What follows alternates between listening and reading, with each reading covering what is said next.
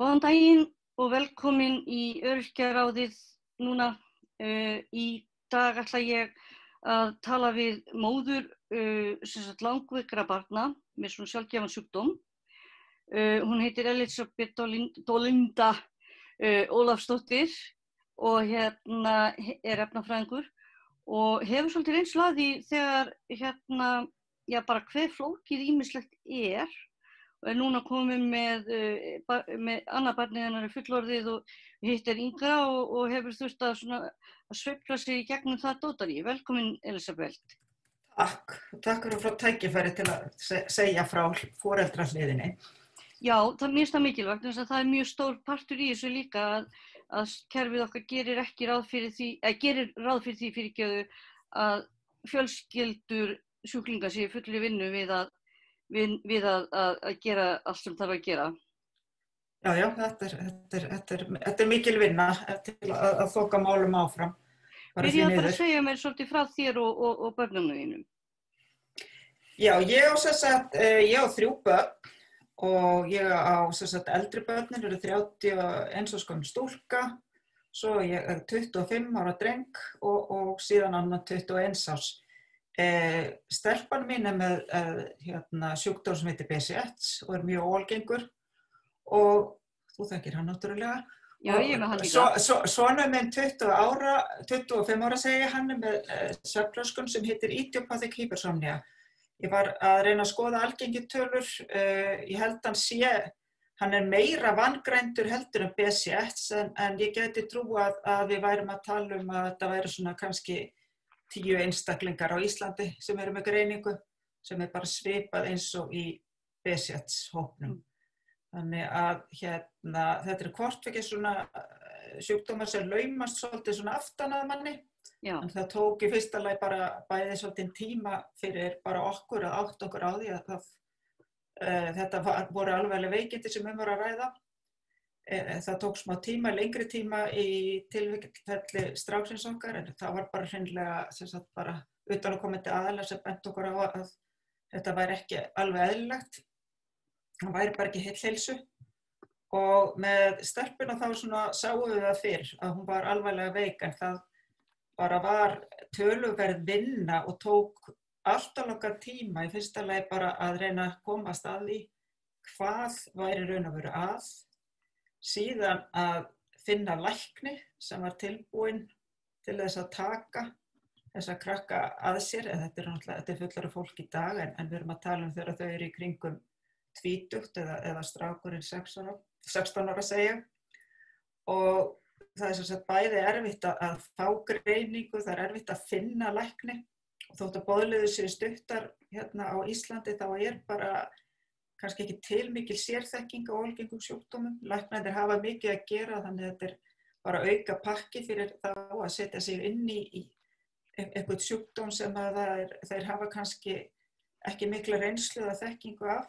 Þannig að það þarf að leita hreinlega að sérfræðingum sem eru vel tengdir erlendis. Þannig að málin þokist eitthvað áfram. Stundum þarf marga lækna og ég hef stundum talað það svona í gríni að maður þurfa að halda góð partí þar sem þessi sérfræðilæknar hittast og ég hef reyndar haldið eitt slíkt partí. Svona matarboð var það ekki? Já, það var matarboð þar sem ég bauð sonur okkar, hann er í raun og veru hjá sérfræðilækni sem er í Bandaríkjunum. Já. Og hann sér meðferðina og bara verið mjög heppinn, hann er bara ofboðslega áhugasamur Ísland og sinnir þeim alveg ótrúlega vel, en þetta gengur náttúrulega ekki endalaust, við þurfum að koma því í farveg. Ég bauði honum í mat þegar hann var á landinu og lyfjafræðingi frá Landspítala og hinum piltinum sem við þekkjum með sama sjúkdóm og foreldrum hans. Já. Það var bara virkilega gagnlegur fundur, en það vantar svolítið að læknarnir sé að tala saman og að því að maður er ekki læknir sjálfur eða er raun og veru ekki hluti af þessum hóp, þá getur maður illa þrýst á það. Þannig að við erum ofta að lenda í því að kannski við erum að finna út úr ákveðnum hlut og þá er bara gjá þangað til við getum farið að halda áfram með næsta mál. Og hvaða gjá finnst þér vera, hvað meinarðu með gjá? að málin fara ekkert svona áfram í farveg. Til dæmis það er grunur að þetta geti verið þetta líffærakerfi sem er aðallega valda vandanum núna. Þá fer maður til sérfræðilæknis, það er skoðað, jafnvel rannsóknin á spítala, nei það er ekki þetta og síðan er maður í raun og veru bara, eða eru þessir einstaklingar bara útskrifaðir. Við erum búin að lenda þessu til dæmis með dóttur okkar oftar en einu sinni. Það bara finnst ekki nákvæmlega hvað er að og þá er það bara svona, já, bless og gangi ykkur vel að finna út úr þessu. Og þannig var þetta líka með son okkar, hann fékk greiningu, eða svona fyrst bráðbera greiningu á Landspítala eftir rannsóknir þar. Já. En það var einmitt bara svona, þá var hann 16 ára bara, og þetta er niðurstaðan og bara gangi ykkur vel að finna taugalækni. Og það gekk bara alls ekki vel. Það er nefnilega mjög klassískt í íslensku kerfi yfir höfuð. Þegar þeir voru búin að ákveða það að ég væri þunglynd, hvers skipti sem ég kom upp eftir þá var alltaf bara já, gjörðu svo vel, hérna er töflur, farðu út að labba og fyndu geðlækni. Og fyndu geðlækni er mjög erfitt konsept af því að þeir eru kannski, segjum að þeir 740 á Íslandi, þú þurft að finna út hver þeirra hefur einhverja þekkingu á þínu, líklega að finna út hvort að þú upplifir hann jákvætt og síðan þarftu að eyða peningi að hitta nokkur sinnum til að komast að hvort hann hendi þér. Og mér finnst ekki vera til neitt svona system sem hjálpar manni svona að já, eins og segja, það kemur ekki hér listi yfir taugalækna, skilur. Hér er nema maður veit eitthvað.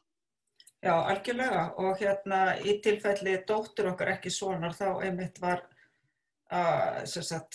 heimilislæknir hennar á þeim tíma, hún taldi þetta væri bara nær eingöngu andlegt og það var verið að vinna með það en á sama tíma og hún skýrsluna hennar Lindu þá er alveg ljóst á blóðprufum að hún er alvarlega veik, þetta er ekki eðlilegt. Þannig að ef þú ert þunglyndur þá færð ekki þessi gildi í blóðprufum, þannig að það þarf svolítið að hlusta betur og ég sem betur. Það er mjög mikið að þessi þunglyndisstimpill mitt, sko, ég gæti mætti læknis fótboltum. Já, það er náttúrulega bara því þú ert þunglynd. Já, en ég held að fólk verði líka þunglynt á að verða veikt endalaust og finna aldrei svona lausn á málunum, þannig að ég þykir ekkert ólíklegt að margir þeirra sem finna ekki út úr því í hvað er aðeins, þeir fara að trúa því líka að þeir séu þunglyndir og eflaust verða þeir það margir, það er ekki vandamál. Erfiðleikar, ég meina þunglyndi er náttúrulega bara, ég man eftir, hann hélt einhvern fyrirlestur um þetta einhvern maður að það er til þess þunglyndi sem er kallað tímabundið þunglyndi, sem er þá ekki klínist, eins og til dæmis það að verða þunglyndur eftir einhver deyr eða eitthvað svoleiðis, það er bara geðlægð. Og svo er náttúrulega til klínist þunglyndi og við náttúrulega sem erum að díla við systemið, við erum þá í raun og veru í geðlægð vegna aðstæðna eða í tilfelli mínu og dóttuðinnar þá geta verið bólgur í heila sem valda þunglyndiseinkennum líka. En mér langaði að spyrja þér, nú stendur þetta eins og þú segir þarna í skýrslunni, þessar mæleiningar. Er þetta ekki grunnur fyrir spurningu bara læknamistök? Jú, en þau eru bara svo fjölmörg, það er svo margt sem að bara hefur svona ekki gengið eins og vera skildi, þannig að í svona málum þá er náttúrulega bara númer 1, 2 og 3 að reyna að vinna í því að börnin nái heilsu, þannig að því miður þegar maður er foreldri kannski í fullri vinnu að vinna þetta með, því að þegar börnin minn eru bæði með mjög takmarkaðan tíma þar sem þau eru bara vakandi og vel virk, þótt að þau hafi alla burði í það, þá bara þarf maður svolítið að velja sér sínar orrustur. Já, nákvæmlega. Og í þessu tilviki, sko, þá var í raun og veru, það var hægt að fá, var þetta þess að skýrslutun og í stórmál, það var hægt að fá svona leiðrétt, en í raun og veru er ágætt að þetta standi, bara þetta er ágætt dæmi um það og það er hugsanlega hægt að fá athugasemd skrifaða þarna með að á þessum tíma hafi blóðprufur þegar sýnt að eitthvað var að, en það eru bara því miður svo mörg önnur bara alvarlegri mistök og erfiðari hlutir sem að við höfum rekið okkur á, þannig að við erum ennþá bara því miður þótt að við séum búin að vera í þessu mjög mörg ár bara endalaust að reyna að koma málum í farveg, þannig að annað verður bara að bíða betri tíma, það er bara þannig. Já, það er nefnilega, sko, ég man eftir þegar ég var sem veikust og enginn vissi hvað var, þá lá ég inn á spítala einhvern tímann og var að horfa á Dr. House í sjónvarpinu. Og ég bara, af hverju ekki til svona á Íslandi þar sem nokkrir læknar einmitt sem hittast og bladra og fara í saumana og allt þetta. En en já, það er náttúrulega, þarna er dóttir þín og sonur til dæmis það heppin að eiga móður sem að nær einhvern veginn að grípa aukaorku til þess að gera þetta allt saman. Og augljóst að hvorugt þeirra hefði getað gert þetta sjálf. Og þetta finnst mér svo mikið myndbugur í samfélaginu að ég hugsi ég hefði getað fengið greiningu þó nokkuð fyrr ef ég hefði haft orku til að fara oftar til læknis og ýta aftur hlutum. En ég hafði henni bara ekki. Nei, þetta er bara málið er það að bara dóttir mín býr ennþá heima þegar hún fer að veikjast og það er eiginlega bara okkur öllum til happs að ég fæ sjálf veikindi áður en börnin mér veikjast sem eru sem sagt, mjög óalgeng með við aldur og kyn fyrir mig á þeim tíma. Þannig að ég var orðin bara mjög heilsulítil og ráfaði á milli lækna og sjúkraþjálfara og var í svona pakka í töluverðan tíma, þannig ég var komin með töluverða reynslu og þar að auki hef ég svona svolítið áhuga á læknisfræði og lyfjafræði og nokkuð vel tengd og ofan á þetta allt þá bara fjárhagsstaða okkar, hún bara þokkalega góð, við höfum það ágætt, þannig að við höfum getað hreinlega, ég hef getað unnið í hlutastarfi að ég hef þurft að taka 1 dag í viku bara í raun og veru í að sinna þessum málum og oft miklu meira en það og eins til dæmis í tilviki sonar okkar þá endaði það síðasta sumar á því að við bara fórum með hann til Bandaríkjanna þar sem var sérfræðingur sem að hugsanlega gæti hjálpað honum sem að varð raunin, hann var Íslendingur númer 2 sem fór þangað og þetta var allt kostað af okkur og hann á lyfjum sem kostar töluvert og við höfum efni á því, allavega eins og staðan núna, en óneitanlega þá hugsaði til þess að það einhver annar kannski bara þarna út í samfélaginu, bara í sömu stöðu á hann en á kannski ekki foreldra eða eitthvað bakland sem hefur bolmagn til þess að sjá viðkomandi fyrir þessi lyfjum og þá bara ekkert það að ræða. Þannig að þetta á ekki að vera svona bara alin upp einhvern veginn í þannig samfélagi að þeir allir að fá sömu þjónustu varandi heilbrigðiskerfið. En þannig að þetta bara alls ekki gott og við erum að vinna í því núna. Það eitt af þeim fjölmörgu verkefni sem ég að vinna í varðandi þetta, það að reyna að athuga hvort það ekki hægt að útbúa þessi lyf á Íslandi og ég með svona hjálp bara mjög góðra einstaklinga í samvinnu við læknir í Bandaríkjunum að reyna að finna eitthvað flöt á því. Þannig að vonandi verður á þannig og fleiri geta þá kannski notið í framtíðinni. Já. Það er nefnilega, ég man eftir því reyndar og verði með til að segja það, og þótt ég sé náttúrulega misgreind með þunglyndi hana til að byrja með, að þá var ég í kerfi þar sem að mér fannst ég aldrei vera að borga eitt eða neitt fyrir eitt eða neitt þannig séð, Nei. Svo þetta náttúrulega hefur verið einhver tilhneiging til þess að einhver svona sveifla í gangi varðandi einkavæðingu og svoleiðis hluti og tekni meiri og meiri peningar úr heilbrigðiskerfinu. Og allt í einu ég farin að borga, ég reiknaði árið 2017 til 18 á sama tíma fyrir utan endurgreiðslur, 400.000 krónur sem fóru bara í lyf, læknis, apótek, sérfæði, sérhluti, sjúkraþjálfa, alls konar hluti, af því að þeir voru borga tilbaka og sumt ekki og svo borgar maður alltaf hluta af þessu. Já. Og þetta ger ég sem öryrkið mitt og ég væri ekki í þeirri stöðu sem ég er núna nema einmitt að ég á foreldra sem að gátu aðstoða mig með að kaupa mig íbúð og Já. gátu aðstoða mig við að kaupa mig bíl og gátu aðstofa mig við alls konar fjárkostnað sem fylgdi því að ég móðir. Já. Og þau eru núna 70 eitthvað ára gömul og það þyrnir í hjarta mér að ég ennþá svona einhver leiti upp á þau komin með marga hluti. Og mér finnst að þau eigi svona að fá að vera gömul og dúlla sér í sínu á þess að þurfa að sjá 44 ára dóttur sína.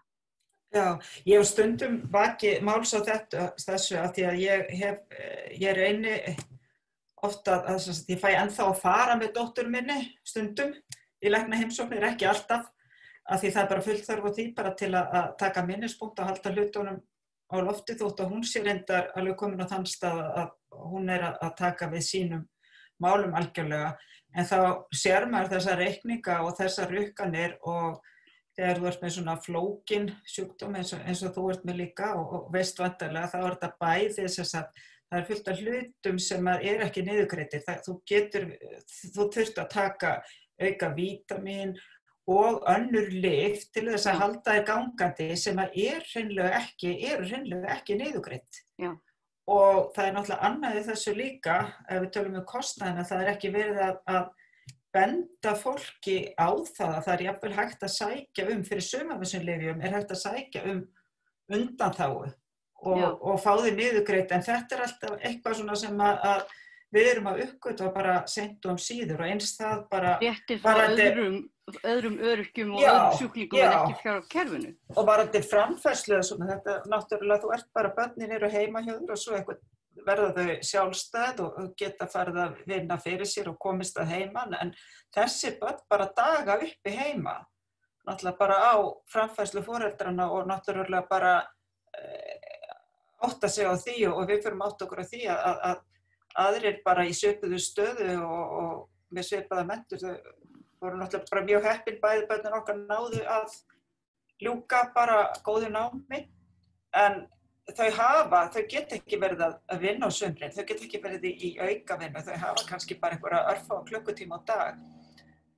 og það er enginn að benda okkur á það, heyrðu, þau eru í raun og veru öryrkjar eins og staðan er akkurat núna og eiga rétt á bótum. Þetta var bara í báðum tilvikum sko, þá sækjum við slíkt eða þau bara mjög seint. Já, minn læknir til dæmis, þegar ég var bara orðin algjörlega búin, þá var að klára var einhverjum endurhæfingarlífeyri og augljóslega ekki hæf til vinnu, þá sagði ég við hann hvort hann gæti sótt örorku fyrir mig.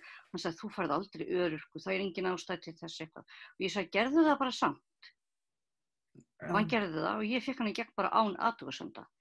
Og þarna hefði ég þá mögulega eins og einn vinkona mín sem ég þekki sem að ganga á ónýtri mjöðum en hún ekki á réttum aldri til þess að fara í aðgerð við henni. Þarna ég að sleppa við það að vera þá, ég veit ekki alveg hvernig það hefði farið ef ég hefði, ekki fengið bætur og farið að reyna að vinna.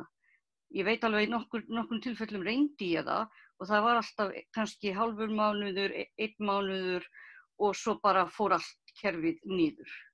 Já, þetta var líka svona í tilfelli dóttur okkar.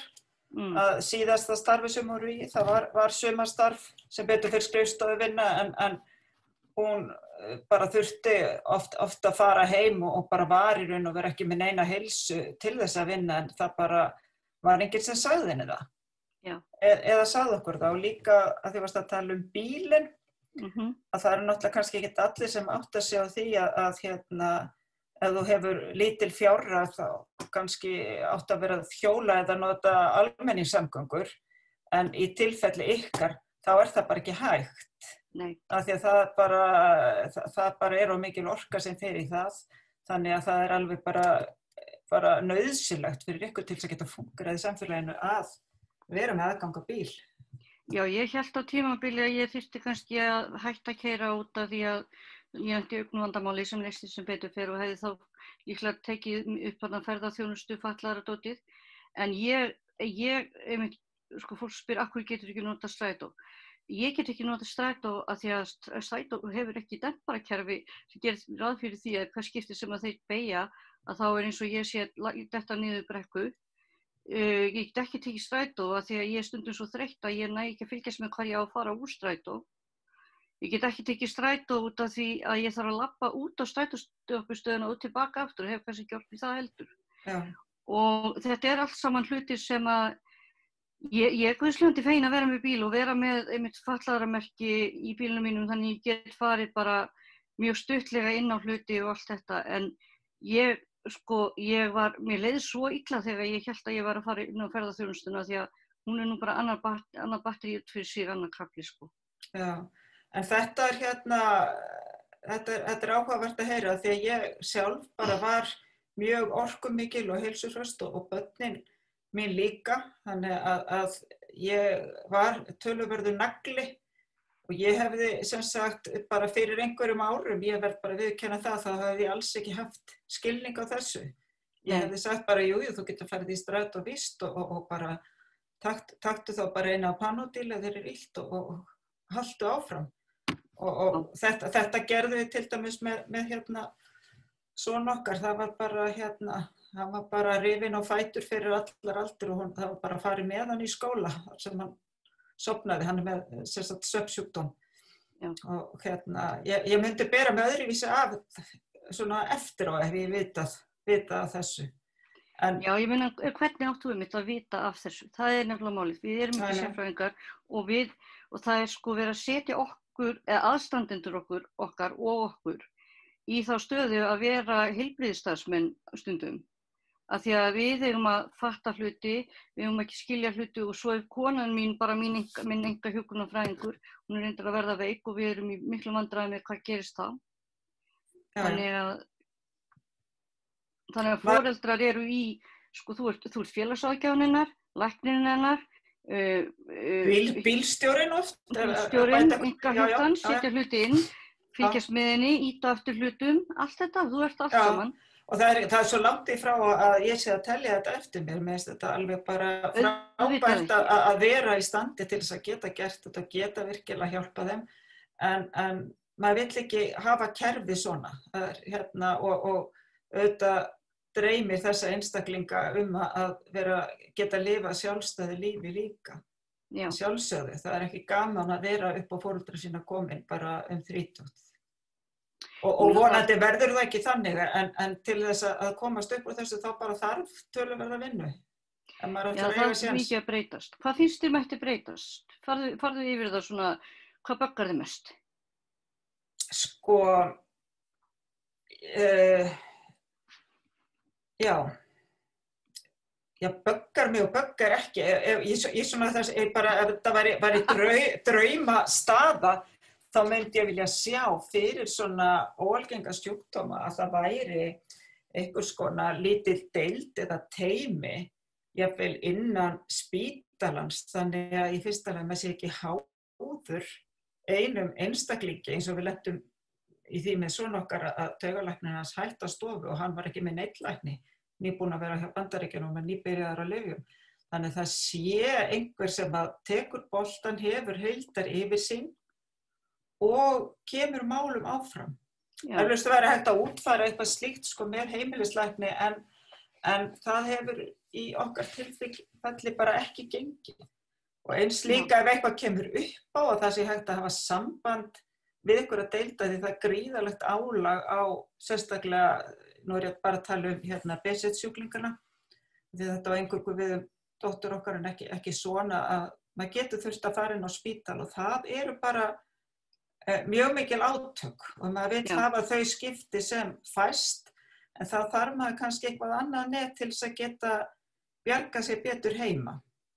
Já, og einhvern sem getur líka bara ákveðið þetta, þú veist, ég hef oft lent einmitt í hlutum sem ekki heima inni hjá heimilislækni eða bráðadeild en farið á þá staði út af því að ég hef ekkert annað að því að minn yndislegi aðallæknir er bara í mjög mikilli vinnu, er yfirlæknir á deild og svo framvegis og svo kemur eitthvað upp á líka kannski helgi eða aðkvöldi til eða eitthvað og nú er þetta líka allt saman á töf út af COVID.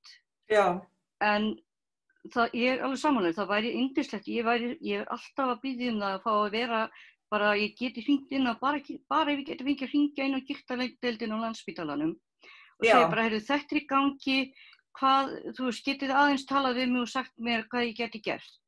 Já, það væri strax til mikill að bóta og það væri líka alltaf eitthvað svona plan, þú veist, hvað gerist næst ef þetta gengur ekki, að maður sé ekki alltaf að byrja á núllinu.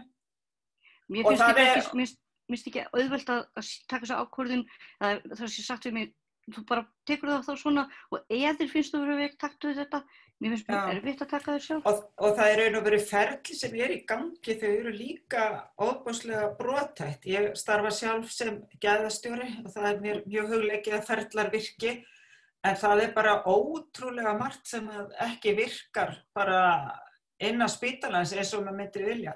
Það tínast sýni og þá kemur ekki niðurstaða og þá fær læknirinn ekki niðurstöðuna, hefur ekki samband og enginn veit af neinu og við höfum lent í því að ég fyllt dóttur minn á spítala þar sem hún á bókaðan tíma hjá lækni og við bíðum í 4 klukkutíma og svo kemur í ljós að læknirinn alls ekkert við þennan daginn af því hann var tvíbókaður.